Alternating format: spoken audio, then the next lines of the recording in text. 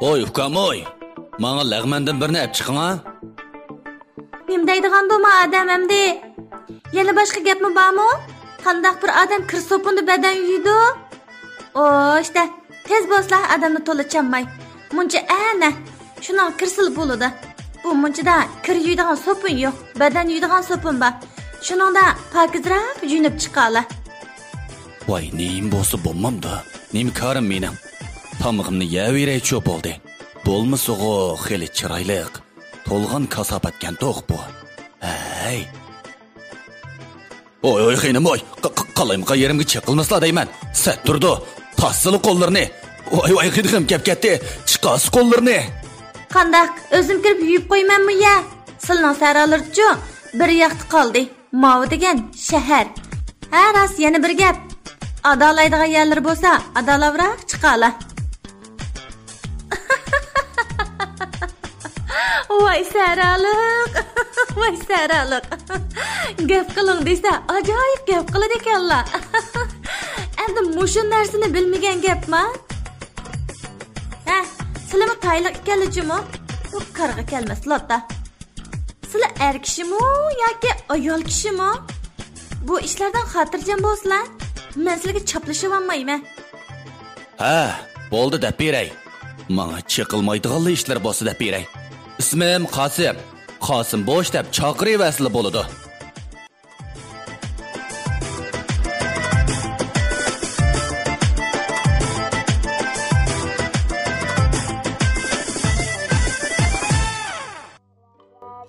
Eng yangi komediyalik asar Qasim Boshning shaharga kirishi. Avtori Nurahmatjon Turg'un To'yg'u. Birinchi qissa.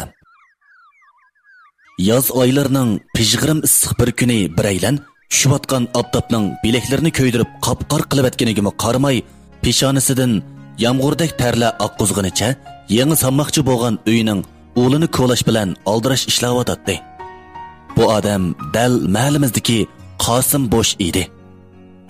Hukumatimizning yaxshi siyosatlari turtkisida Qasim Boshqa mahalladagi eng namratlar qatorisidan o'rin berilib, o'rilib ketay degan kesak uyini chiqib, yer tavrashga chidamliq namratlikdan qutuldirish uyini haqsiz silib berib-atdi. Uning ya bir qeyrindishi, ya ota-onasi bo'lmag'achqa, mahallamiz kanit komiteti maxsus odam ajirtib, uyini putirib bo'g'icha yordamlashadiganga odam chaqirgan edi. Uning dadasi kichik vaqtida tugab ketgan bo'lib, onasi bo'lsa uning to'yi bo'lib hafta o'tmayli tugab ketgan edi. Oningga shu ota-onasidan qolgan bir parcha zamin, yana 10 mo terilg'iyadan boshqa hech nima qolmagan edi. Omo sal ishni ko'rsa, besh og'riydigan, go'sh poloni ko'rsa, dum tushadiganlarning birisi edi. Etizeriqning ishlarini ashu bechora ayoli Nisagul xonim qaqshsimi, qaqshimisimi o'zi qilib tugitatdi. Qasimmo ayolining mushi yerini deb oningga bir ig'izmi til sanmaydi. Ayoli tillisimi yejib turib oladi. Kun tush bo'lganda ayoli Nisagul xonim ularni chaqirib, "Tamoq pishdi, tamoq yevilinglar" deb tamoq yeyishga chaqirdi. Boshqalar qo'lidagi ishni tashlab tamoq yegili kirib ketdi. Qasimning bugun ishchanligi tutib qoldimi yoki boshqa sababmi qandaq? Bu o'zimning ishi bo'lgandan keyin birdam ishlab yetay degandek, birdam demini yig'gandan keyin qo'liga go'rjakni ilib ishini davomlashtirdi. Tuyuqsiz o nimalargadir sapsilib qarab, astoydillik bilan ishni davomlashtirishga boshladi.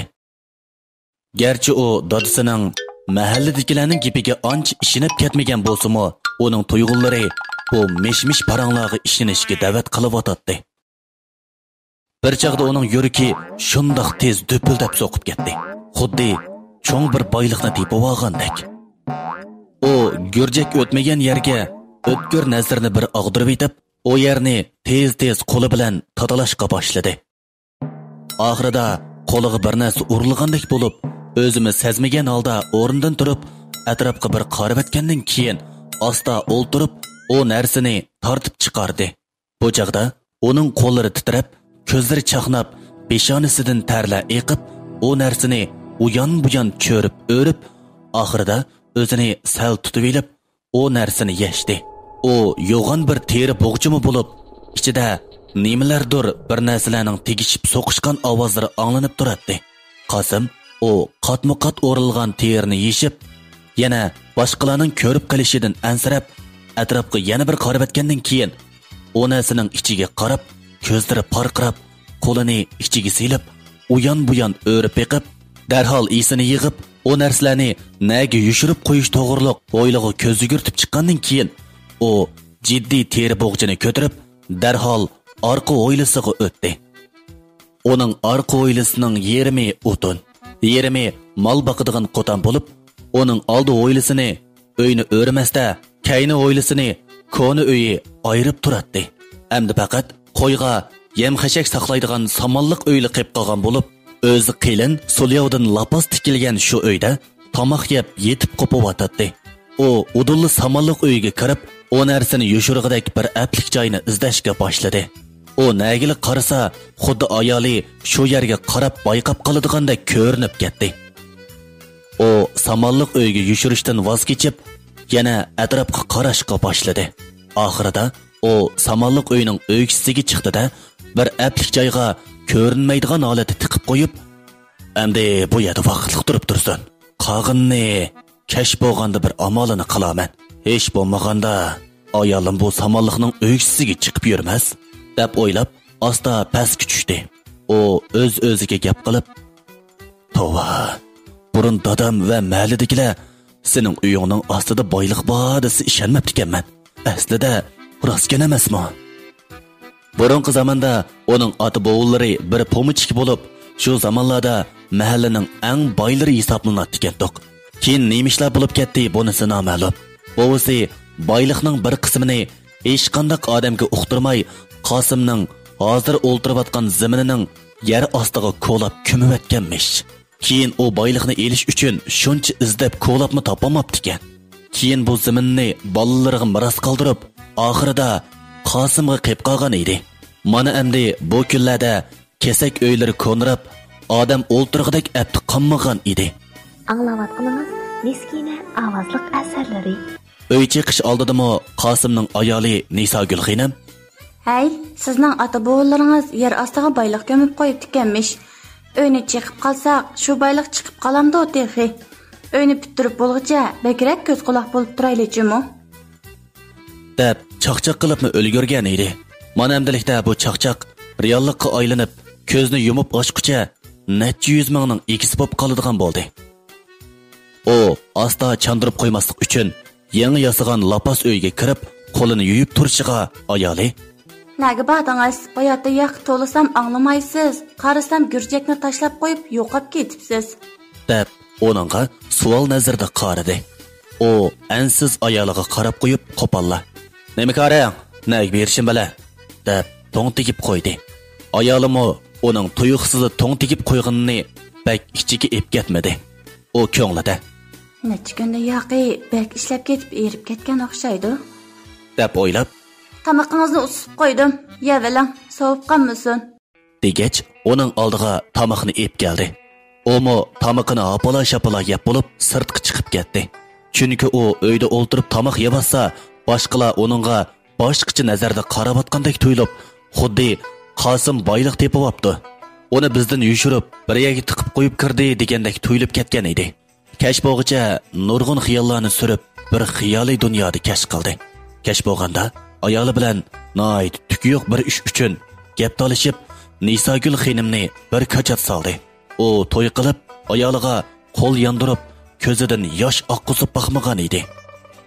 Mana endi uning butun vujudini boyliqlar egallab, necha yil er-xotin bo'lib, yana texi bir balaga ot qilib qo'ygunimi uning ko'ziga ko'rinmay yotadi. Nisogul xonim ho'ngrab yig'lig'inicha onasining uyiga 3 yoshga kirgan o'g'lini elib, yamonlab chiqib ketdi. Endi uy uning o'ngchi qolgan edi. Ayolining yamonlab chiqib ketishi uning ko'nglidagidek ish bo'lgan edi. U ayolining chiqib ketishi bilan tangla u tiqib qo'ygan narsani uyga elib kirib, asta eg'izini ochdi. Qosim u teri bo'g'chidagi boyliqlarni ko'rib, ko'zlari chaqnab, eg'izini ichib, birdan turib o'tgandan keyin esini darhol yig'ib, xo'shalligidan titrab turgan qo'llarini boyliqlarga uzatib, u narsalarni uyan-buyan o'rib, matilab ko'rdi. Uningda 3 tal qosh tishi bilaguzuk. Suzukligimi shundoq suzuk, ham bak nafs edi. Oltinlardan 3 tal cho'ka oltin, yana oltin tangilar, yana bir tal qosh tishidan yasalgan kichik qosh tishi istakan chiqdi. O bu narsalarning chiqqaniga ko'zlariga ishonmayla qoldi. O ko'zini o'lvitib, yana qaradi. Yana shu narsalarni ko'rdi. O asta bilikini chimdab boqdi. Qo'li og'rigan, sezim mingisiga borgandan keyin bu ishlarning rostligiga ishondi. O asta 3 tal cho'ka oltinni qo'liga ilib, eg'irligini dangsab ko'rdi. Jing joligini bilib beqish maqsadida pichoqni ilib qiribmi boqdi. Lekin oltin yanala parqirab turadi. O asta oltinlarni qo'yib, tangi pullarni sanashga boshladi. O tangi pullarmi dal 20 tal tangi chiqdi. Endi uning kallasiga nurg'un xiyollar kelishga boshladi. O bu tepib olgan boyliqlarni qanday pulga almashtirish, qanday xashlash to'g'riliq o'ylanayotdi. O xiyolida, men bu oltinlarni bu bozordagi zagarlarga satsam, o bu oltinlarning puliga chiqish qilib bo'lmaydi. Mening zagarlarga oltin sotqinim mahalliga pur ketib qolsa, boy qilib qilishim turg'anli gap. Agarda boy qilib qolsam, bu boyliqlarni hukumatga topshirib bersam bo'ladi. Ondan asta bir amallarni qilib, viloyatga chiqib, bu narsalarni vaqtida pulga almashtirib etish kerak. Eng muhimi, mushu narsalarni hech kim bilmagan asosda pulga almashtirishim kerak. Zig'chi oltin, mushu bir zig'chi oltinning gramini kam hisoblagandami 250 gramdan oshadi. Ondaqda 3 zig'chi oltinning eg'irligi 750 gramdan oshadi degan gap. Hozir oltinning gramini 250 yuandan, men hech bo'lmaganda 230-240 yuandan sota olsam, vah. Xeyli nurg'un pul bo'lar ekan. Endi men bu pullarni qanday yerga ishiltib, qanday xashlasam bo'lar? Bu boyliqlarning ishini oyolim o'qib qolsa, mahalladagilarga da'vatgina aniq. Eng yaxshisi, bugun bu narsalarning hammasini bir yerga tiqib qo'yib turay. O ho'ylida uyan cho'rgilab, o'stan bo'yidagi bir qerib ketgan sugatning kamarga tiqib qo'yib, kamarning ichiga liq paqal to'shqizib. Uning oxiri ko'ngli tinigandek bo'lib, bu boyliqlarni qanday pulga almashtirish to'g'riliq kalla ishiltishga boshladi. Men mush yoshga kirib, to'yim bo'ladigan vaqtda bir qitim viloyatga berib beqib deganman. Buni noyida almashtirsam bo'lmaydi. Meni to'naydiganlar chiqmaydi degila olmaydi. Eng yaxshisi, bozor cho'rgirgach, viloyatga chiqib kiray. Shu yerda zagarlar bilan paranglashib, ular bu zig'chi oltinlarning puliga chiqish qulayligidek bo'lib qolsa, shu hadil almashtiray. Yana mavu qosh tishimi bor. Qarsam bu tangilarmi oltin tangilar ekan. Buni zagarlarga satsam, oltinning narxida oladi. Uningdan asta qadimiy yodgorliklarni oladigan savdogarlar bilan tepishib, tangilarni shularga sotay. Yana mavu qosh tishi bilaguzuklarni zibizini sotadigan odamlarga satsam bo'lg'idek. O xiyolini shundoq shirin surib-atadi. O atiginasi tong assa ota-onasidan qolgan shu 10 mo yerning 5 mosini setib, pul qilib viloyatga chiqmoqchi bo'ldi. Osh kecha u bir kecha uxlamay chiqdi. Uni uxlatmaganimi dal shu oltinlar edi. Uning xiyoliga ayoli bilan bolasi kiribmi chiqmaydi. Uningga bu bir kecha shundoq uzun to'yilib ketdi. O atigini kunning chiqishi bilanla yerni setib olay degan tonishi bilan ko'rishga lamangdi. O tonishining uyiga kirib, "Men hozirroq pul lozim bo'lib qoldi. Yangi uyni silib, tezroq bitirib olay deyman. Shunga sen burun olay degan eding. O yerning 5 mo etizligini setib edaymiki deb o'ylaganda, sen qanday qaraysan? O'lak oladiganlarmi chiqqan? Lekin ikkimiz tonish bo'lgandan keyin shunga udulisini izlab kelishib" dedi. "Ha, meni izlab yaxshi qilibsizlar Qosimjon. Mening qo'limda ozroq pul bor edi. Shuningga bir qism yerlarni setib olay degan edi. Amsa shundoq bo'lsin. Bahosini qanday qilamiz? Bir pichib etanglar. Hozir qiyaning bahosi bo'yicha bo'layversin. Lekin shu pulisini naq bersanglar bo'ladigan ishdi." "Ha, o'ningda chatoq yo'q Qosimjon. Oy xotin, uyga kirib pulni elib chiqa. Mao Qosimjonning 5 mo yerni setib oladigan bo'ldik." Shuna qilib, o 5 mo yerni 15 ming so'mga setib, pulni qo'liga naq oldi. Ular hujjatni tuzishib, qo'lni bostirib bo'lgandan keyin qoldi ishlarni keyin bajarmoqchi bo'lib, darhol uyga qaytib kirdi. Amdiki masala mahalladagilarning xotinining gumonini qo'zg'ab qo'ymay viloyatga chiqib kirish edi.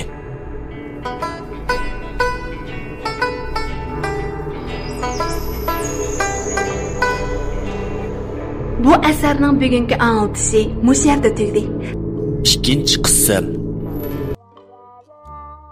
Amdiki masala mahalladagilarning ham xotinining gumonini qo'zg'ab qo'ymay viloyatga berib kelish edi.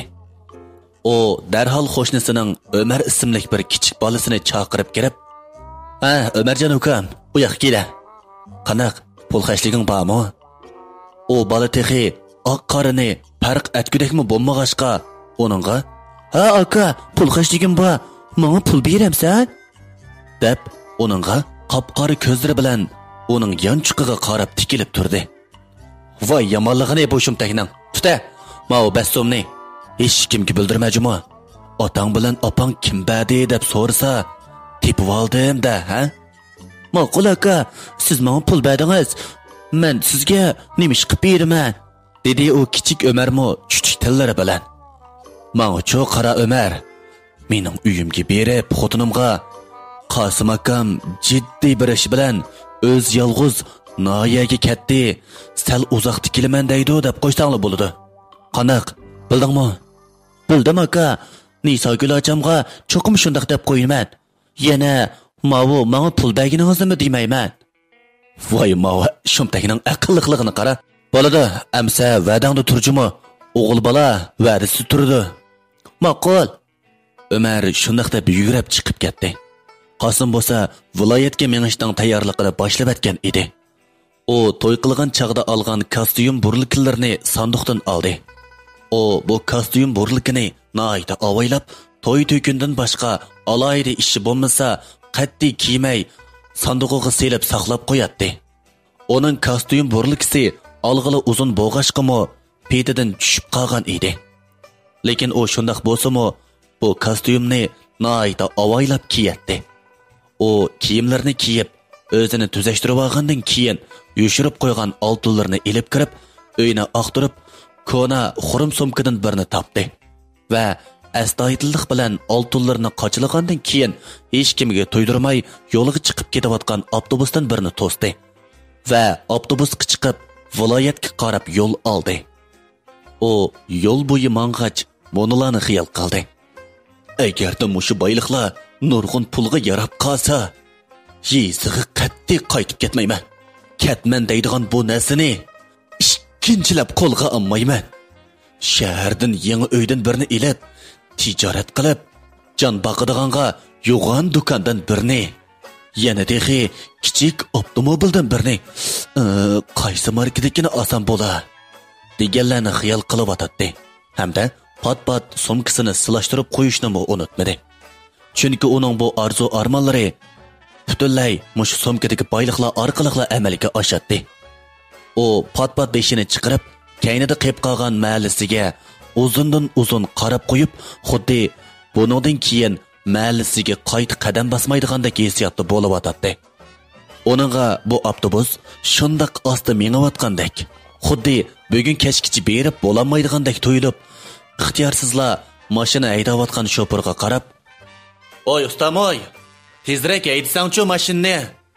Nimandaq osta haydaysizlar deyman. Mening uyimdagi-chu, qori eshakmi-chu, mau mashindan tezroq mangadi hozir."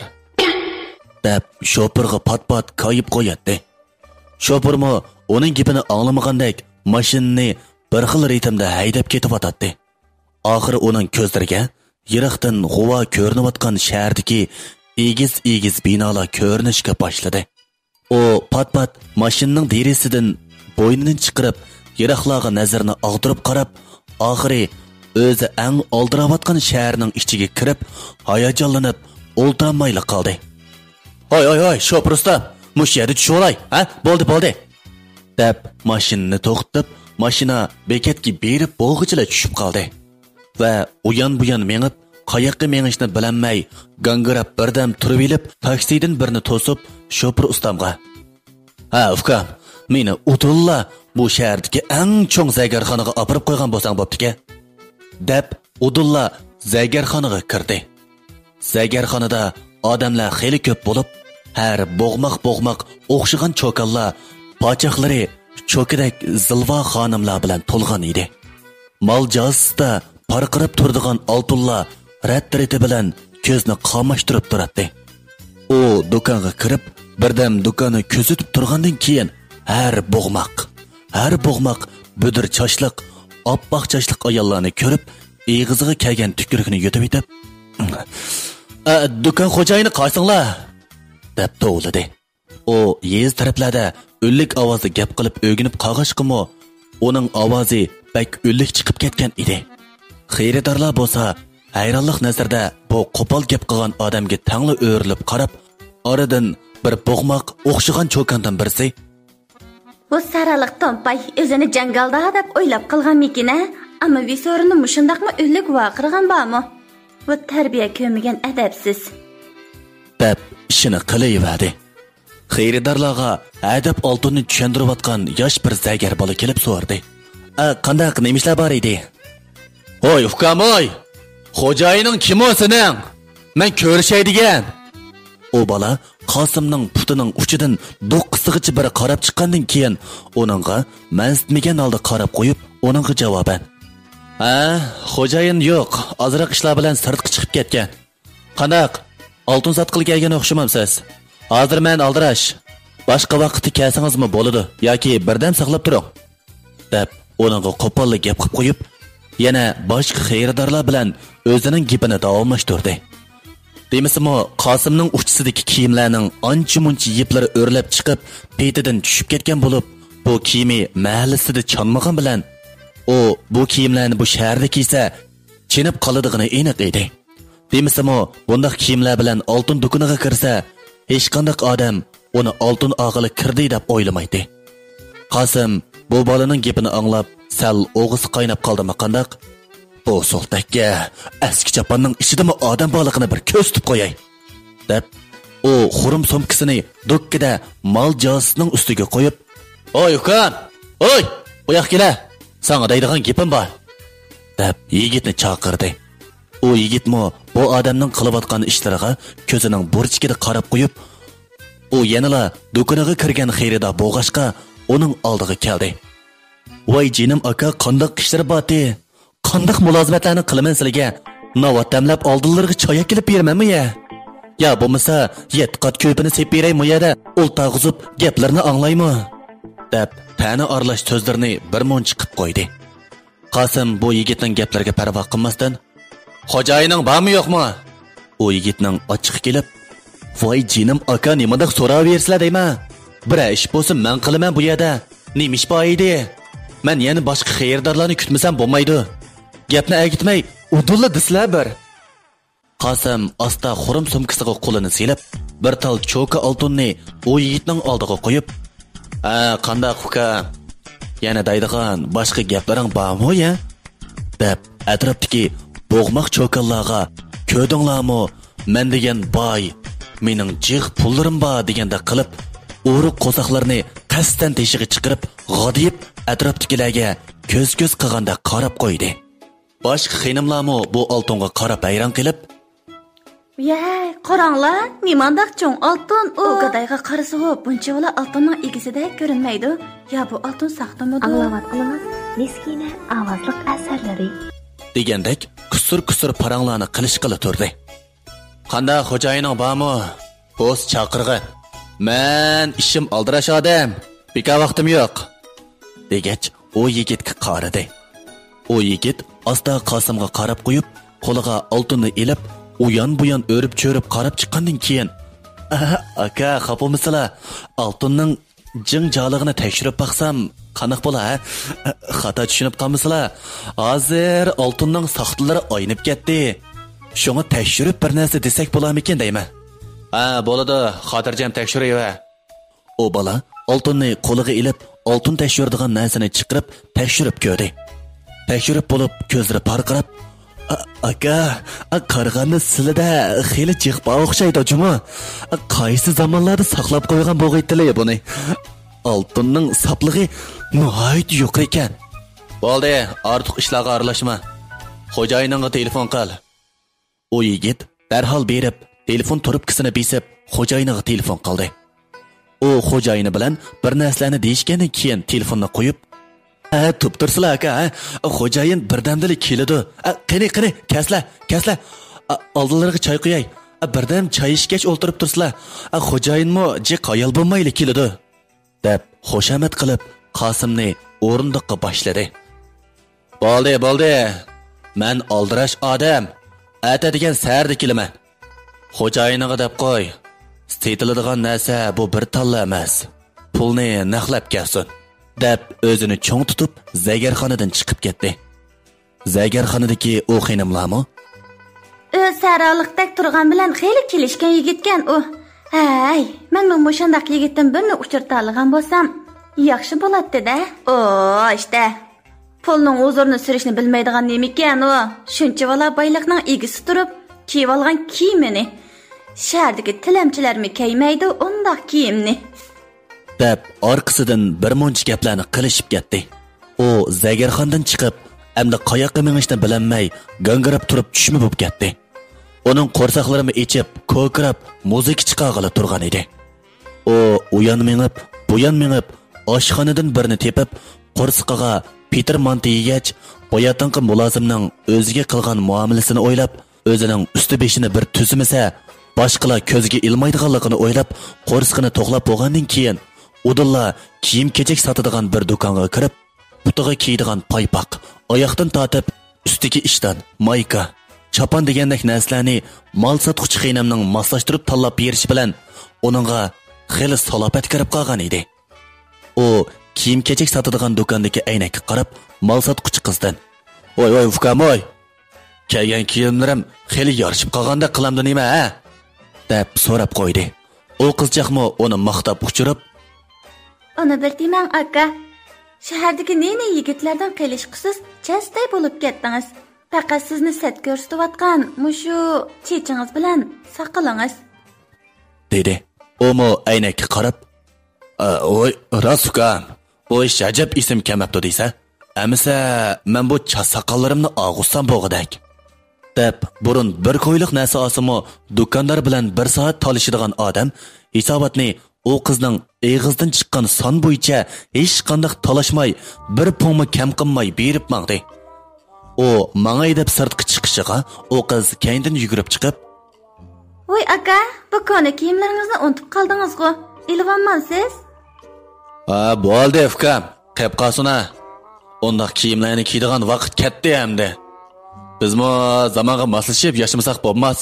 Shundaqmi qizchaq? Sizga rahmat. Buningdan keyin kiyim olsam, sizning do'koningizga kelaman. deb kiyimni olmay xo'shlashib mangdi. O endi sotirishxonaga kirib, chechini kitobdagi posun bo'yicha Yevropalikdek qatirib, soqollarini pokiz qirdirib, burunqi Qosimdan hozir Qosimjon Lobanga o'zgarganda xiyolda bo'lib o'tadi. O chechini yostib bo'lib, sirtqa chiqib, xuddi yo'ldan o'tgan kashgan kishilar uningga qaravotgandek tuyulib ketgan edi. Qosim endi kashbog'icha nemish qilishni bilmay, u yoq bu yoqqa qarab o'tgandan keyin uning kallasiga bir ish kelgandek bo'lib, "Aras, ism qursin" dedi-da, taksidan birini to'sib, taksi kashga: "Hoy ukamoy, meni uy jozir sotadigan yerga olib qo'ysang bo'pti-ku" deb yangi olmoqchi bo'lgan xiyolidagi uyiga, uyni saramjonlashtiradiganga uy saramjonlarini ko'ygilib bordi.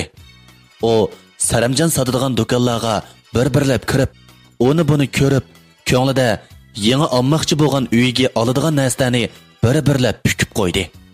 "Vah, mau karvat bo'ladigan jumo. Nimandaq yumshoq deyman. Mening butun umrim qattiq to'pliq yerda qattiq yog'och karvat yetib o'tibdi. Endi meningmi mushu narsalarda yotadigan vaqtim kelgan o'xshaydi" deb karvatdan mehrni uzanmay chiqib ketdi.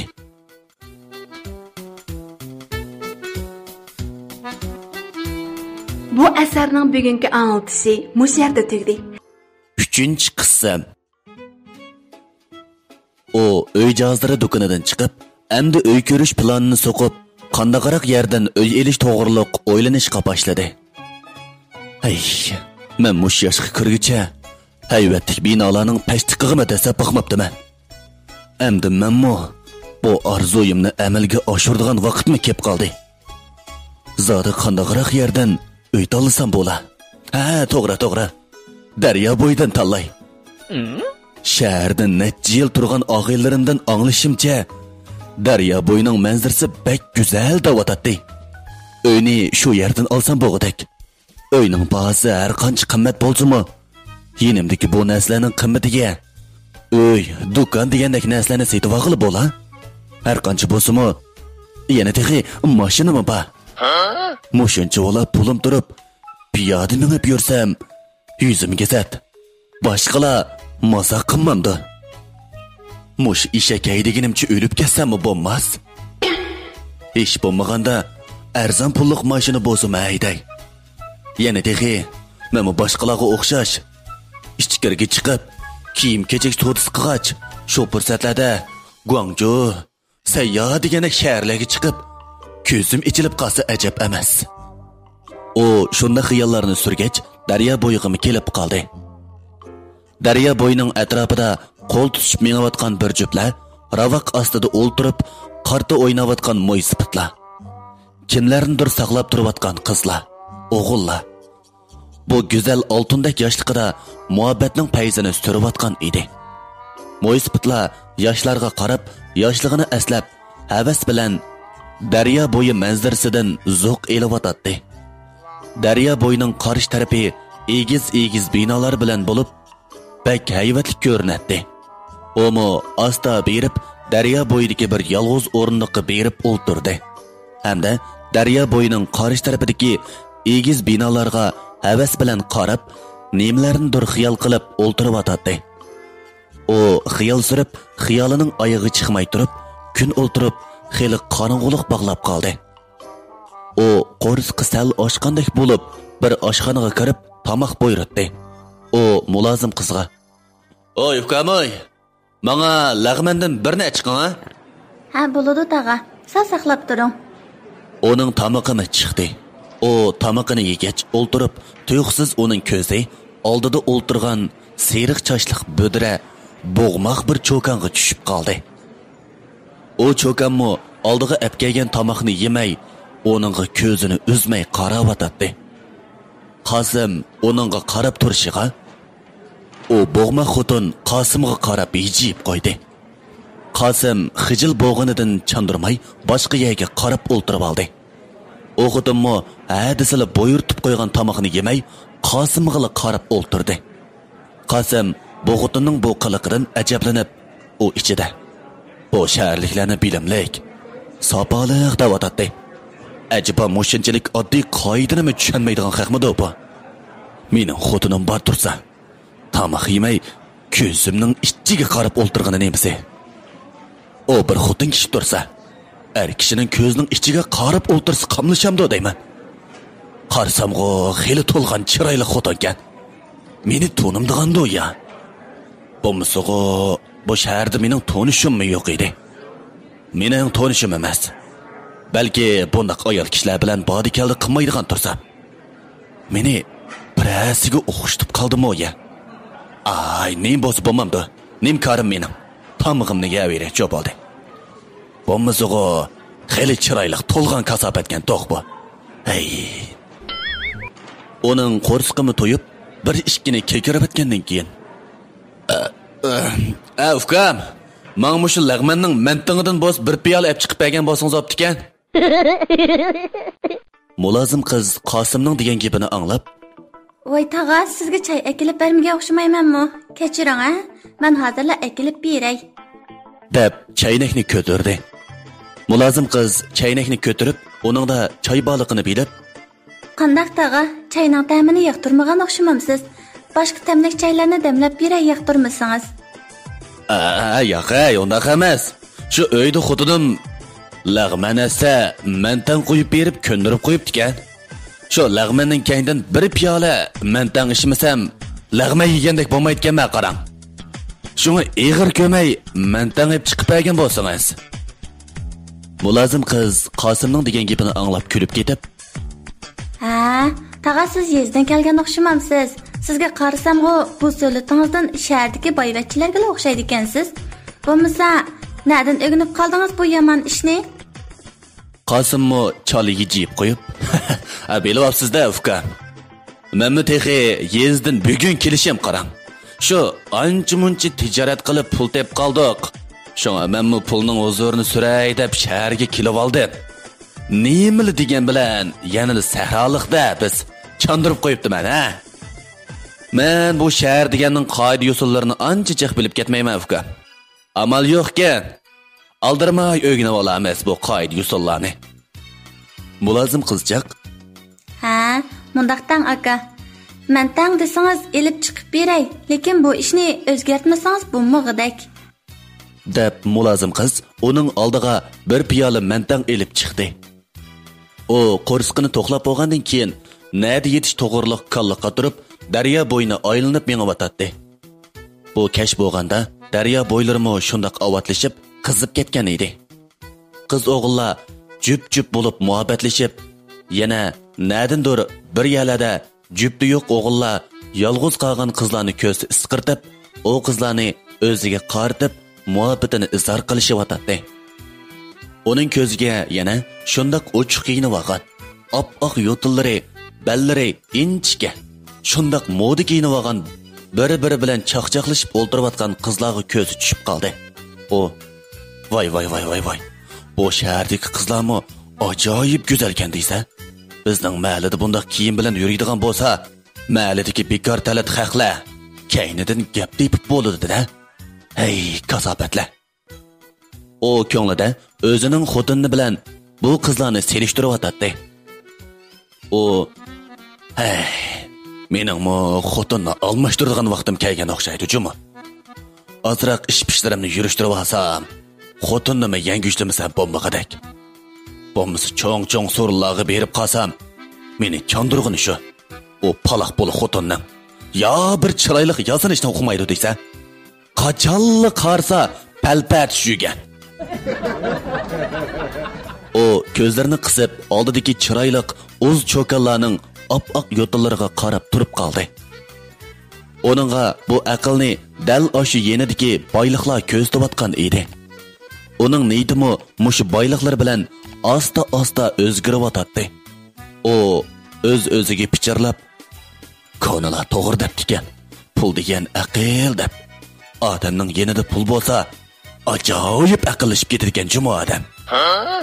Uning necha yillardan beri yurakning cho'nqur qatlamlariga ko'milib ketgan his tuyg'ulari, orzu armonlari asta uyg'onib, bosh ko'targili turganda qiladi. O ko'zlarini oppoq pochaqli xonimlardan ko'zini uzib, aylanib mengib, bir binoning yenidagi o'rindiqqa kelib o'ltiray deb turishiga, orqasidan birisi kelib, kappida qo'lini tutib, orqasidagi binoning dalda bir yeriga tortib opirib, tamg'i yo'lab, osh ko'zlik bilan uning panoq burunni texmi maqchaytib, soqilini ta'tursiga g'irtitib, to'g'a atlar o'rlab ketgan, bo'yinlari, ig'izi yuzlarga xuddi osh qolgan yalmovuzdek so'yishga boshladi. Nima ish bo'g'inni bilamayli qolgan Qosim yomon tasda o xotinning qo'lidan ajrab, o'zini qochirib, "Voy, xaynimoy, nima qilganlari bu? Shaharlik degan xalq mushundaqmi bo'lamdi deyman. Bir xotin kishi turib, to'rukdak tug'an akishiga mushundaq po'xirlik qilsalar, qamlishamdi deyman. Sizlarni boshquradigan erlar yo'qmi?" deb koyib gapini tugitib, o xotinga qaradi. O xotinmi uchiga neypiz ko'ynak bilan esipdak nuzay ishdan kiyib bo'lib, yo'g'an pochaqlari ishdan ichiga patmay, do'g'loq semiz yuzlari, budra seriq sochlari mo'rsiga tushib turgan, ballardagi ortiq go'shtlari sangilab chiqib qolgan edi. Qosimga o xotinning bir yerlari tonish ko'rinib ketdi. Qosim o xotinga putining uchidan beshining do'qqisigacha bog'ichi bir qarab chiqqandan keyin, "Kim o sizlar? Sizlar meni tonimlar yoki men sizlarni tonim deb qanday qishib ketdi bu?" O xotin Qosimning gapi tugab turishiga, "Albatta sizlar meni tonimaylar, lekin men sizlarni atagandan boshlab taniyman. Qani endi menga chinroq sapsilib qarab baqsizlar, meni bir yerda ko'rganda qilamdilar ya." Degenicha Qosimni so'rab, ko'cha chirig'ining tuyiga olib keldi. Chiroqning nurida u xotinning yuziga qilib olgan girimining dastidan pozidek parqirab ketdi. Qosim u xotinga qarab turib etganicha, "Seleliq oshxonada tomoq yegach, menga yijib qargan xotin shu-ku. Qanday xotin sile? Oshxonada odamga yijib, xotirjam tomoqim yegili qo'ymasala. Endi kallamni aram oldiray deb daryo bo'yiga kasam, xuddi bulangchiga o'xshash tatib bir bulonga apirib odamga bo'lmag'ur qiliqlarni qilsalar, xotin kishiga yarshamdi bu ish. Tava. Deb ichida g'o'dirab qo'ydi. U xotin hech bo'lmaganda kulib ketib, "Voyay! Saraliq mattu. Bayatın yoqqa gap qilmasam, yomon qiziqchi odam kalla. Atiganning yoqqa keynalarga tushsam, sezmilar shuni. Sizlar bir g'amsiz yuradigan odam kallachimu. Atiganda yoq keynalarga tushib, yomon herib ketdim deysizlar. Kelsizlar, abi yoqqa o'rindiqda o'ltirib paranglashayli." deb Qosimni Boyatinqi o'rindiqning yeniga tortib opirib, billa o'ltirdi. Qosimmo boraymi, bormaymi deb ishkilanib, u xotinning kuchab tortishi bilan o'rindiqda bir-biriga yondosh bo'lib o'ltirdi. "Nimdala? Atiganning yoqisi mening kaynimga tushdilama?" Ajba mush qo'limdagi sumkaga ko'zlari tushgan o'xshamamdi. Men ajab sezmabdiman deysa. Albatta sezmaydilar. Izg'i tushgan odam sizlarga bildirib tushmaydi-da, albatta. Sumkaga ko'zlari tushibdi dedilama? Mening o sumkadagi narsa bilan faqatla xo'shim yo'q. Mening faqat sizlar bilan xo'shim bor. Bu qanday gap bo'ldi deyman-da. Bu nima deganlari? Hech bir tushunmay qilyapman-ku. Sizlar bilan xo'shim bor degan gap qanday gap bo'ldi endi? Bu-chu, qanday gap bo'ladi? Shu Boyatin yoqi. Sizlarni sevginimni unutib qolgan o'xshamamdilar. Sizlarning mushu qavul badallari, xumalliq qarashlari yuragimga o't soldi-chumi? deb o'ziga mos kelmagan qiliqlarni chiqarib, Qosimning yengiga ikki birini suyib qo'ydi. Qosim bo'lsa, u xotin suyib qo'ygan yengini silab turibla qoldi. Men to'y qilib ajrashib ketgan erim degan lota bunchalik o'tnimi salamagan edi. Mana endi bu o'tni sila soldilar.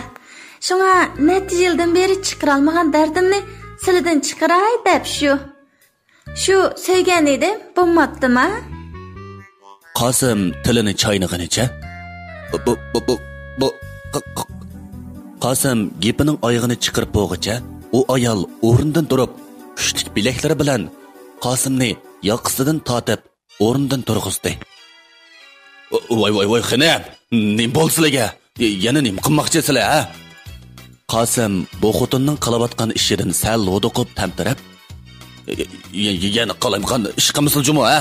Mening xotinim balam bor odamman. Bika ishning chatig'i chiqib qolsa egolanmayman men. Menga eng yaxshisi tegmisizlar. deb kayniga yenib, tamg'i usib to'xtadi. U xotinmi buningdan xotirjam bo'lsizlar, men sizlarga menga ega bo'l deb chaplashib olmayman. Kechgacha xotin deb xotinning sizqidan chiqolmaydigan erkish o'xshamamsiz? Mening taxi dardim chiqqani yo'q. Dardimni chiqarib olaymikin deyman-ku. Xotirjam bo'ling. Yomon ish qilmaymiz. Bu yerda sizni beqib turadigan xotiningiz bo'lmasa-ya, nimadan qo'rqisiz deyman? deb uning belidan qamollab tutib, yuz ko'zlariga qalaymiqan suyishga boshladi.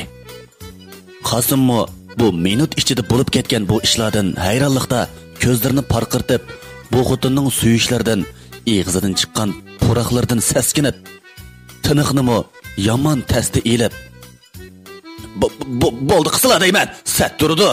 Haq ko'rib qolsa, ish bo'lmasa bu shaharda mening tonishim bo'lmagan bilan silning o'simi tonishlari bordi.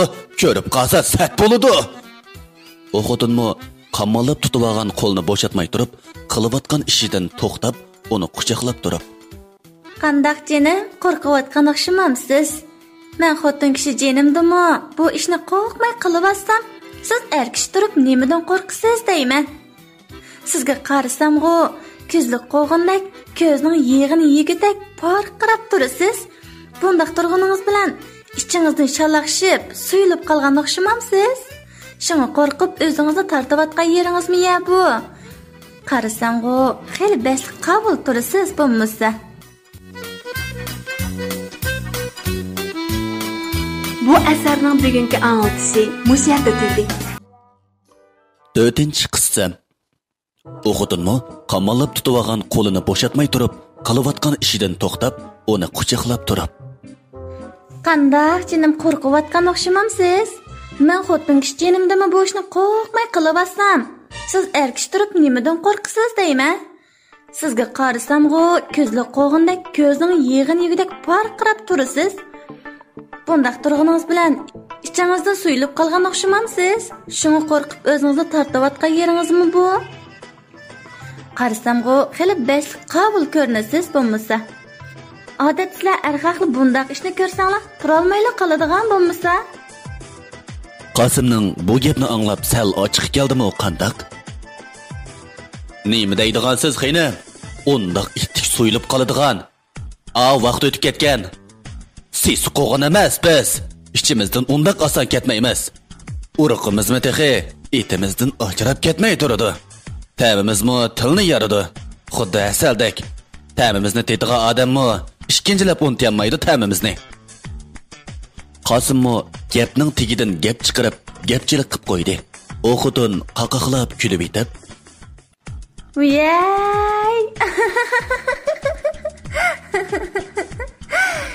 Suyib qoldingizmi? Suyulib qolmadingizmi? Buni hozirlab bilamiz." deb o xotun qo'llarida Qosimning kamirini tortqishlab yashkila turdi. Qosim bu xotunning qilgan qiliqlaridan hayron qilib, "Men shaharga keldim deb o'zimga ish tepib oldimmi nima? Bu xotun bosh xotunda qilmaydi. Mush ishlarni qilib, meni o'l xishqi dasatmoqchimi qandaq?" O shu xiyollarni qilib, "Oy xonim oy, qalaymagan yerimga chaqilmasala deyman, sat turadi. Tassil qo'llarini. Voy xidim kep ketdi. Chiqasli qo'llarini. Odam babo." O xotunmu uning gapini anglamagandek, ichirqab ketgan bo'rdek Qosimni tamg'i yang'izib bilib, tillarini yo'gab, Qosimning eg'iziga tiqib, suyib, satqiliqlarni qilg'ili turdi. Qosimmu o'ruq abgajinida o xotunning qo'lida tiniqini aran-aran ilib, o'zini ilib ketishga majoli yetmay, holimi qolmadi. "Onda qilmislar xeynim, pul disili pul beray, meni tinish yashig'il qo'yslar. Shaharga endi keldim. Meni bunda qiyinsillar bo'lmaydi." O'g'utun Qosimning gapini anglab, qilayotgan ishidan to'xtab, "Qanday? Tallarda jan qolmagan o'xshamamdi. Pul desa, menda pul jiq. Men dedim-ku, menga faqat sili lozim. Yuragimni ko'ydirgan bir donamsan. Seni ondaq oson qo'yib etmayman, jinim." Shu arada o satan xotunning telefoni so'yirdi. O xotun asta telefonni ilib, telefoniga qarab, "O'shda, kimdi bu? Odamni mushundaq vaqtda ovora qilib. To'xtab turing, jinim. Telefonda so'zlashib olay. Qoldi ishlarni andin qilishimiz." deb Qosimning levini chingida tishlab qo'ydi. Og'rib ketdi. Odamning qalbigini bekor tishlab, saram xotin. "Albatta og'riydi, jonim." O'g'utun Qosimga to'xtab tur degan ma'noda eg'izini ushlaytib, belgi berib telefonni oldi. "Voy, kim o? Ha, senmiddin adash? Ha, gap qila. Va, mavi kallamni ko'ring. Esim qurusin. Tug'ilgan kuning ekanligini unutib qoptiman adash. Qattiq xafa bo'lma. Bugun kech bo'lg'icha yigitim bilan bozor cho'gilib, esimdan chiqib qopdi." O shu gapni qilib Qosimga qarab qo'ydi.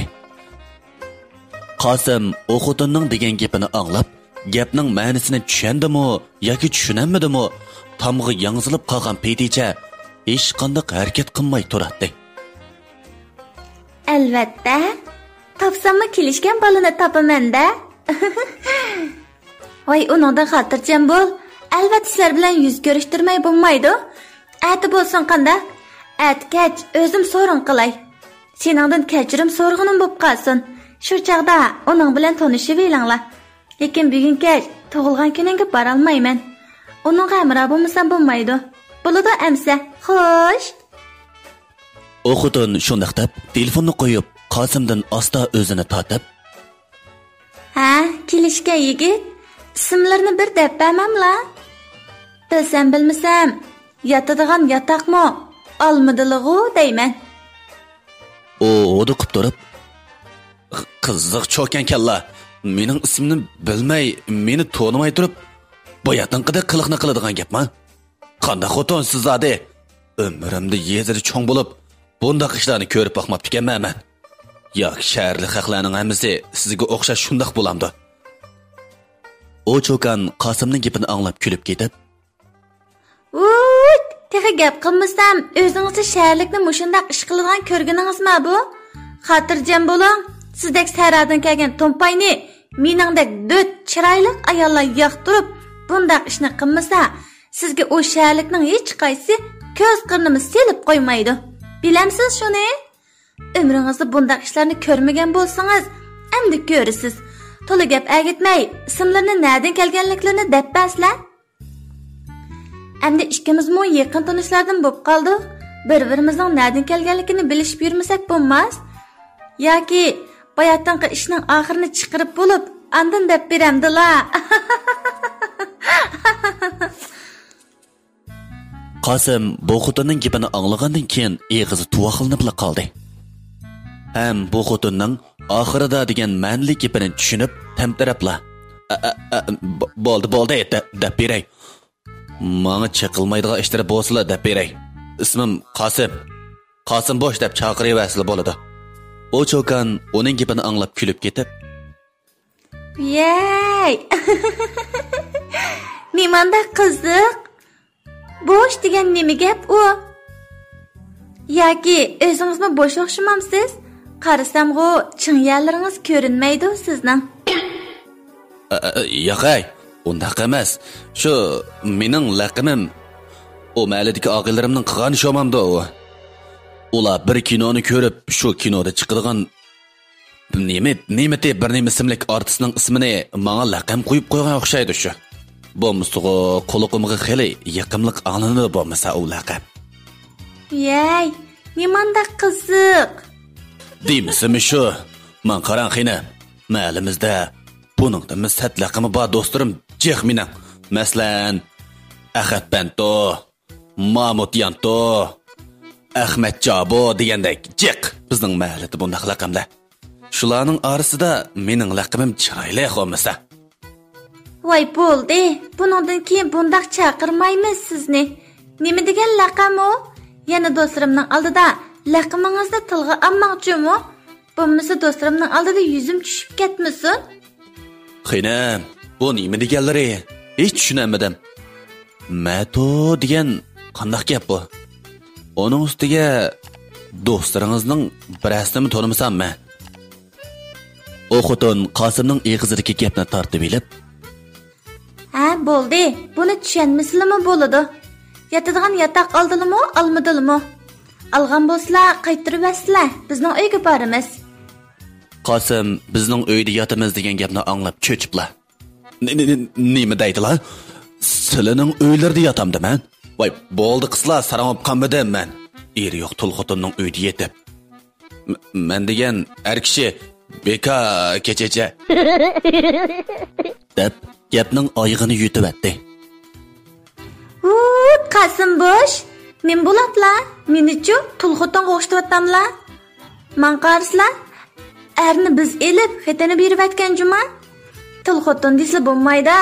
Men texi qip-qizil gul. Anglamaganman, qozoqlarning bir gapi bor. Cho'plar arsida nozik cho'p bor deb. Men shu cho'plar arsidagi eng nozik cho'p texi. Texi kechichi deb gapni yutivatlar. Sizlarda menga cheqilg'idek jur'at bor desa ishonmayman. Bilsam bilmasam, ashu qo'ltiqlaridagi puldan azrab qoldilig'u deyman. Qosim bu xotinning gaplarini anglab ichida. Nozik cho'p deb kelsa, qarsam cho'p emas. Uyda umoq chaladigan no'g'ish qo'xshaydigan xotin kam bu. u shu xiyollarni qilib o'xotinning maydasiga ko'zi tushdi. Lekin uydagi xotinga qaraganda bo'ladi ekan jumu. Hey, ko'nlarning gapi to'g'ri azadi. O'g'il bola xotin oldigan chaqda ko'zi qarg'u deb, ayni vaqtlarda xotin oladigan chaqda xotinni tanlab oladigan ishga naslay. Gap qilyaptimi? Angladingmi ya? Mening bu yerimga bo'shroq qarsila, bayatdan yoqqa qarsila deganda putlarda jon didori qolmadi. Amdilikda ko'zlarini o'zmay qaray ekanlar. Do'stlaringizmi Qasim bo'sh deb bekor qo'ymabdi ekan bu laqabni. Demisimi? Uning ko'zlari xiyoli bilan billa kontrolligini yo'qotgan bo'lib, u ko'zini shu xotinning maydasidan uzanmay qarayotgan edi. Yo'qay, somkamdagisi pul emas. Ziqchi oltinlar, tangi pullar, qosh teshib bilay so'k degandek narsalar. U shu gapni qilib bo'lib, darhol esini topgandek bo'lib, xotiniga demagan gapni bu xotinga davatganidan sal ansirab, gapning temisini darhol yo'tkidi. Xina, asli qarmaydigan, nemili degan bilan akish emasmi? Shu to'lg'an ayol ekanlar. Shunga qarab qaptimi? O xotin o'zini maqtab qo'yganligidan xush bo'lib, "Yey, sizlarmi odam maqtashni biladi ekanlar? Bayatdan yoqi bilmagandilar. Bo'lmasiga ko'zlari xeyli molton edi ekan. O'g'ir mushukdek yer ostidan qarashning hojati yo'q. Uyga kirganda ochiq ashkar qarab aslar bo'laverdi."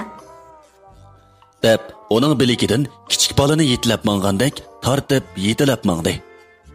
Qasimmo "Mangsan bularmi, mangmisan bularmi" degandek orqasidan so'rilib ketib boradi. Tez mangmamli deyma, nimanda qiladigandu azmisini ezib, xuddi yetim bolani so'rab mangandek so'rilib odamga. Mana mengvotaman-ku. Aras xinam, ismlarini bilmaydi ekanman. Silabak lamzalla odam kalla, bolduroq so'rmay nimish qilgan? Ismim-chu Nurman qiz. Nima? Qiz dedilmi? Men qarsam-ku cho'kandakla turlar. Bir to'y qilib ajrashib ketibmi? O'zini qiz davog'ini qaramamdigan. Sil o'zlarini qiz davosila, bu jondagi to'y qilib ajrashib ketgan ayollarmi qiz bo'lib ketadi qachon? Nuriman xon desak to'g'ri bo'ladigan o'xshaydi.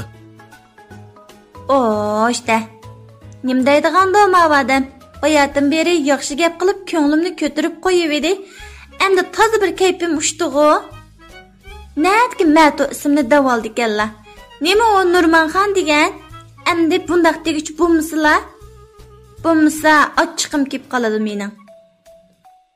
Bo'ladi Nurimanxon. Yo'q, Nuriman qiz. Qanaq? Endi bo'lganda? Endi bo'ldi. Lekin do'stlarimning oldida Nurmanxon deb sanmaslichimi? Bu gap ularga kulki bo'lib berdi. Bo'lmasa adablarni beraman. Qasimmo o'zining nemishqa bu xotinning keyindan agish mangdiganligini bilmaydi. Mangmay desamo, ko'nglining bir yerlari u xotinga agish mengishqa o'ndaydi. Ular shu paranglarni qilishqach, uzoq mangmayla bir cho'ng o'ltiraq rayonining darvozasi oldida to'xtadi. Mana, mening uyimga kelib qoldik. Mening uyim mushu o'ltiraq rayonining ichi 2-bino, 2-qavat, 201-uy. Aslida saqlab olsizlar. Bika aslardan chiqib qilib, xalqning uyini chekib sanmaslar yana. Qasim shuna qilib, u satan xotinning keyindan mengib uyga kirdi. O xotinning uyi shundoq kengir bo'lib, chiroyli bezalgan. Uyning ichi shundoq mezilik, atirpirab turadi. Bu chaqda Qasim zuvonga kelib, "Xanam, ikkimiz mushu bir uyda turamizmi?" Qandaq bo'lmabdimi? Xotirjam bo'lsizlar. Bu uyda nima ishlar qilsak, patimiz. Xeyli kengri bu uy. deb gapning tegidan gap o'ynatib, ko'ziga qarab sat yejib qo'ydi. Qasimmo ortiq to'sh gap qilmay, nada o'ltirishni bilmay, ikki yonga qarab, putidagi oyoqni sanmayla, chiroyli selib qo'ygan gelamga tashlab kirib, bu uylarni kuzatib chiqdi. O ayol Qasimning putidagi oyoqlarni sanmay, dastlab uyning ichini cho'rgilab yurganligini ko'rib, yigit, Bu sizning saradagi mol qo'tallari emas, xohlagancha dastlab kiraveradiganqa. Mehnat bo'lib ketsa, sizning uylardagi xotinlar kelib yub bermaydi. Gilamni. Putlardagi oyoqni sanmay, xohlagancha mol bozorini cho'gilgandek cho'gilib ketganini qarab bu saraliqni. deb chala yechib Qosimga sesiq gapni chiroyiga yolg'ondan kulgi yugurtib, jondan o'tkidek qilib qo'ydi. Qosimmo bu gapning ma'nosini tushundimi yoki tushunmadimi? Xapomizlar Nuriman qiz, bilmay qoptiman. Hozirla servitay. Ha, shunday qilsizlar. Oyoqlarini sep bo'lib, munchaga bir tushib chiqsizlar. Bektar porab ketiblar. Haras av qo'llardagi somkini munchaga birga elib kirib keslar. Yana ashu somkidagi boyliqlardan ansirab, chala buli yuyinib chiqmaslar yana.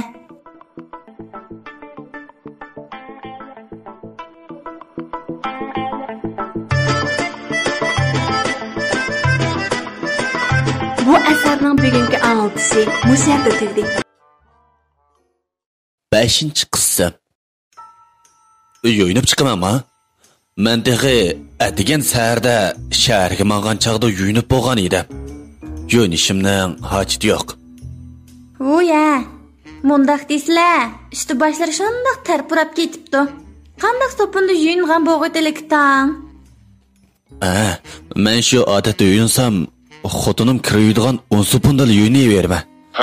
Shu sopunda yuyinib kuyinib qopdimi? Voy tova, nim deydigan-doma odam hamdi. Yana boshqa gapmi bormi? Qandaq bir odam kir sopunda badan yuydi? İşte tez bo'lslar odamni to'lachamay. Muncha ana, shuning kirsil bo'ladi. Bu munchada kir yuydigan sopun yo'q, badan yuydigan sopun bor. Shuningda pokizroq yuyinib chiqala. Qosimmi gap qilinmay munchaga kirib, kiyimlarni selib bo'lib, ishki yeniga qarab, yuyindiganga qapoq, das, suvning yo'qligini ko'rib, "Oy Nuriman qiz, munchaga kirsilib bo'ladi davatlar. Hech bir qapoq bilan das ko'rinmaydi-ku. Texsilini tayyor qilib qo'ygan o'xshaydi debdimi? Xafa bo'lmay, das bilan suvni tayyor qilib bergan bo'lsa bo'pti-ku. Qandaq o'zim kirib yuyib qo'ymanmi ya? Silning saralarchi bir yoqda qoldi.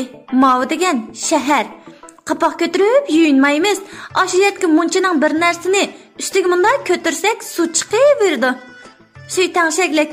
Bek bo'lmasa o'zim kirib yuyib qo'yay silini. Ha, ras yana bir gap. Adalaydigan yerlar bo'lsa, adalavroq chiqala. Voy, nimandaq sesiq gap qiladiganlar deyman. O'naq gaplarni ikkimiz desak toza qamlashmas. Voy, nim deydigan-doma odam. Qamlashqandimi, toza qamlashidi. Er kishi bo'lgandan tozalikqa diqqat qilmasa bo'lmas. O yuyinayotgach, munchaning azoda issiq suydan narahatlanib, yana xiyolga tushdi. Bu shahar degan ajoyib yerkan juma. Yuyinishmi nima degan osona? Bir jumak bilanla suyi tangshilib chiqdi ekan. Qapoq ko'tarib yuyinishmi yo'q. O yuyinayotgach, ko'zi tarattonga ko'z tushib, nimaga ishlatadiganligini bilmay, uyan aylanib, uyan silab, nimaga ishlatadiganligini bilmay qiziqib, o cho'kandan og'ir so'radi. "Oy, hoy. Nuriman qiz. Bu munchingizda yamagan o'tindak bir narsa turadi. O'tirs tushgan. Nima bo'lib ketdi bu? O'choqmikin desam, hech uningga o'xshamayotdi. Sizlar shaharliklarning odam tushangili bo'lmaydigan narsanglar bak jiqkan juma." Bu chaqda eliq cho'kanning sat kulgan ovozi anglandi. Voy saraliq. Voy saraliq. Gap qiling desa, ajoyib gap qiladi ekanlar. Endi mushu narsani bilmagan gapmi? Jiq gap qilmay yuyinib chiqsalar. Bo'pti. Buni bilmagan bo'lsalar deb beray. Hajatlari qistab ketsa, ishtonga chiqarib qo'yib o'tamislar yana. Hojatxona degan shu, silning saralari bir yoqda qilib qoldi. Bu degan shahar, zamonaviy tozliq uyi. Ushaq gapni qo'yib, tez bo'lsalar tez. Qosimmo bu xotinning gapini anglab, bu narsani endi tushungandek bo'lib, u yer bu yerlarni besib baqqandan keyin, "Voy, bu cho'ng kichik chiqirdiganga heliq shirkat davoladigan narsa-ku. Bu ajab aplik narsa-ku. Bizgu sarada na qandaq vaqtda qo'sqimiz og'risa, 5 minutla yugursak, ondan shirkatga boramiz. ba'zida texi berib bo'g'icha ishtonini o'ldab ulguramiz. Hukumatimizning yaxshi siyosatlari bilan yangi tozliq uylarini silib, bizga qolaylik bo'g'ilib turdi bo'lmasa. Lekin buningga yetmaydi-da shunisi. Bu bino uchun texi nima degan asoda? Nima degan kangri, nima degan chiroyli bezalgan uy bu. Bu uyda turishimni o'ylabmi baxmagan edim. Bu ishlarga oz qoldi. Degan tong asala. Bu narsalarni pulga almashtira olsam, boy bo'lib ketaman degan gap. O shuna xiyollarni qilib etib, yuyinib bo'lay deganda, tashqirqi uydan yana eliq cho'kanning ovozi chiqdi. Uy Qosimjon, yuyinib bo'lay deb qoldim-o ya? Nimandaq yuyinib bo'lamayla? Bundaq yuyiniversilari Changjiang daryosining suvi bo'lsa-mi to'shimaydi. Bo'ldi. Aptapda qaridab kuyib ketgan qor yuzlarini oqartaman deb avar bo'lmisizlar? Sizlar yeyishlarga 3 vaqt sopun yeb, 1000 yil suvda oqsilimi aqamayla. Anglamaganmidinglar? Sarang saqaymas, qari aqamas da. Bek aqag'ilari ketgasichu, oqatadigan moy suvab qo'yaman. Tez bo'lsizlar, chiqsizlar bu yoqqa bek saqlab ketdim. Mana, yunib bo'ldim. O'zri yun deyla. Endi yunay deb munchiga kirsam, tez chiqdayla. Nuriman qiz. Yomon yaxshi naskina bu. Uzoqroq uyni olay deganda, nemiga oltirdi qalla deyman. O shunaq deb kiyimlarini kiyib munchidan chiqib, ko'z oldidagi bu ishlarga qarab, hayron qilib turibla qoldi. Hamda u o'zini asta o'ngshilib, kayniga burilib, ittik munchiga kirib ketdi. Uy, namangla? Men bu yerda to'la kichik boladek ish qilmasizlar. Xuddi ish ko'rmagan odamdek yelimi to'y qilib qolganlari, to'y qilmagan bo'lsalar, qanday qiladilar? Chiqsizlar bu yoqqa. Qosim duduqlab turib, kiyimlarni kiyib olsalar, ondan chiqsam bo'ladi, Nuriman qiz. O duduqlab shu gapni oraldi deyaladi. Nuriman bo'lsa, sal norozi bo'lgan ovozda: "O, işte. Sizlar mening nima ish qilayotganimni rost tushunmadinglarmi yoki yolg'ondan bilmas bo'lib oldinglarmi? Ha, sizlarmi tayliq ekanligimi? Bu qarg'a kelmas lotda." Anglayotganimiz Miskina ovozliq asarlari. Nuriman xinan, sizlar bundaq deganlar bilan biz bundaq ishlarni qilib yursak, obdan bo'lmaydi. Sizlar xijil bo'lmagan bilan men xijil bo'ladi ekanman. Uning ustiga mening bir o'g'lim, yana ayolimmi bor. Men ayolimga vafosizlik, yuzsizlik qilsam bo'lmaydi. Darhol kiyimlarini kiysizlar. Ondan chiqay.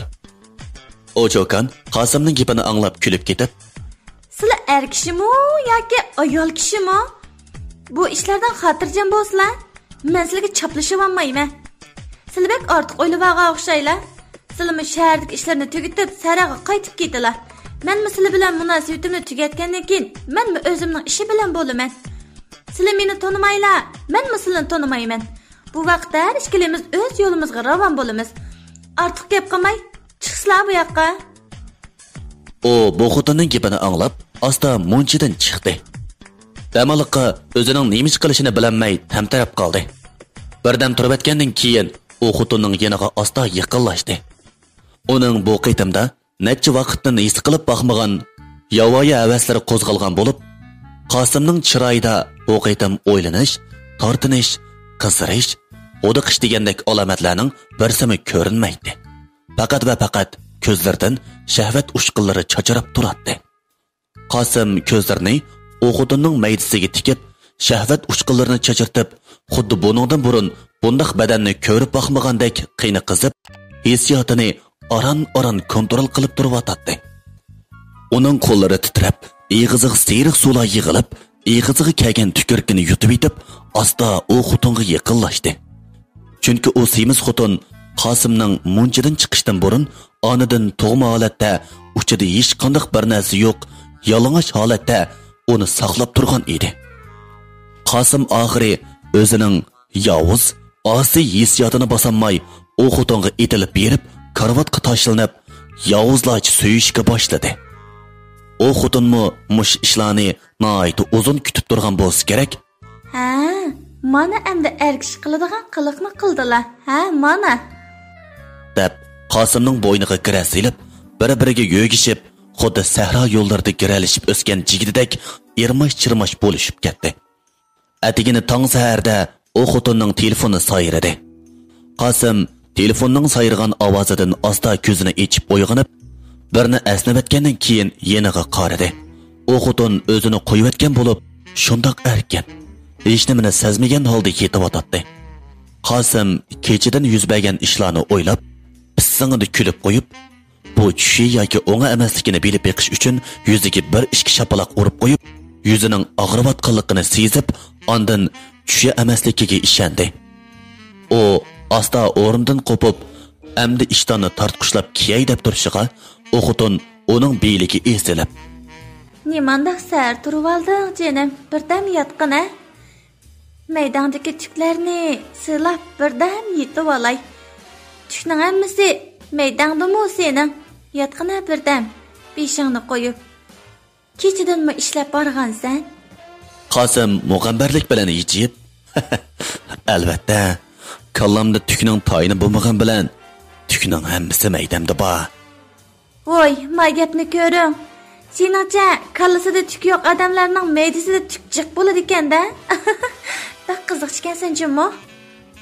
O albatta deginicha o'rnidan qo'pib, yana ishdan kegilib turdi. "Nimandaq aldiraysan? Biror yerga manganmidi? Biror yerda uchrashing bormi deya?" Shunda xabarsi bilan deyishib qo'ygan. Bugun atgan saharda ko'rishmoqchi bo'lgan. Shu yerga bormasam bo'lmaydi. Nima ko'rish edi u shuncha aldiraydigan? O xotin bir narsani esiga olgandek bo'lib, "Ha, rost, yiliqi oltin do'konidagi bola bilan deyishib qo'ygan edingiz. Shu yerga mangan o'xshamamsiz?" "Ha. So'mkedagi narsalardan sal ansirab qoldim. Vaqtida bir taraf qilib yetaymikan deyman." O cho'kan bir oz o'ylanib turibotgandan keyin, "Ha, mundaqdan men sizga bir maslahat ko'rsatay. U narsalarni bo'lsa, hozircha sotmay turing. Hozir oltinning qiymati bakla arzon tushib ketdi. Yana uzunga qolmay oltinning bahosi o'sadi. Shu chaqda satsangiz, hozirqidan nechasi ko'p foyda olaysiz. Uning ustiga zagarlarmi sal qo'yimich keladi. Agar sizni alday deb qolsa, ular uchun birdamlik ish. Azroq mazgil saqlab turing. Mening bir tonishim bor, oltin savdosi qiladigan. Uning bilan xeyli yaqin o'taman. Bo'lmasa, u narsangizni uningga oltinning bahosi o'sganda sotayli." Qosim foyda degan gapni anglab, sal o'ylanib, ikkilanib turib qoldi. Hamda "Mundaqdan, uninggacha vaqt sal o'zirib ketib qolarmi, ha? Bu narsalarni yo'qab ketamdikan deb ansirab qoldim. Bu sug'u shundoq qilsak bo'ladi." Bu chaqda o cho'kan Qosimning ikkilanib turib qolganligini ko'rib darholla, "Voy, bu ishdan ansirgidek hech bo'lmasa ya.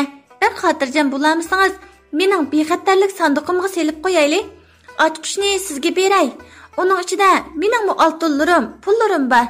Bu bexatarlik sanduqining ochqichi bo'lmasa, hech qanday o'g'rim ocholmaydi-da. Bu yerdan xotirjam bo'lsangiz bo'ladi." deb uni bexatarlik ishkobi bor uyga boshlab kirdi. Hamda bexatarlik ishkobini ochib, "Mana qara, mening oltin buyumlarimmi musha sanduqda bexatar turadi. Bu yerga sep qo'ysangiz, hech qanday ish bo'lmaydi. Qani sep qo'ying. Buning ochqichini sizga beray. Yo'qitib qo'ymang, ha? Faqat musha bir ochqichi bor. Agarda bu ochqich yo'qolib ketsa, buni ocholmaydigan gap." deginicha ochqichni Qosimning qo'liga tutqizdi. O bexatarlik sanduqining ichiga qarab, eg'izni ochib turib qoldi. Bexatarlik sanduqining ichida o xotinning har xil shakldagi oltin zibuzinnat ham nurg'un pullarni ko'rib, o asta o xotinga qarab qo'yib, "Nimandaq ko'p pul bu?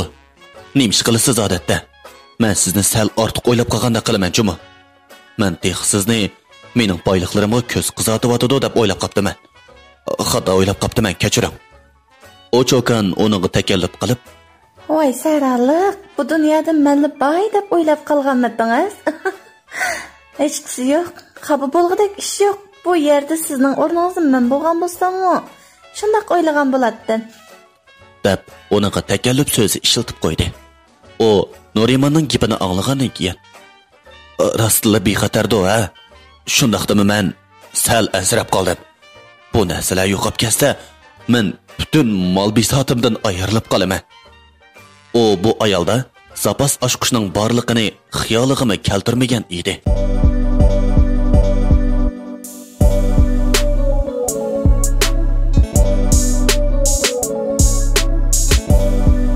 Detektiv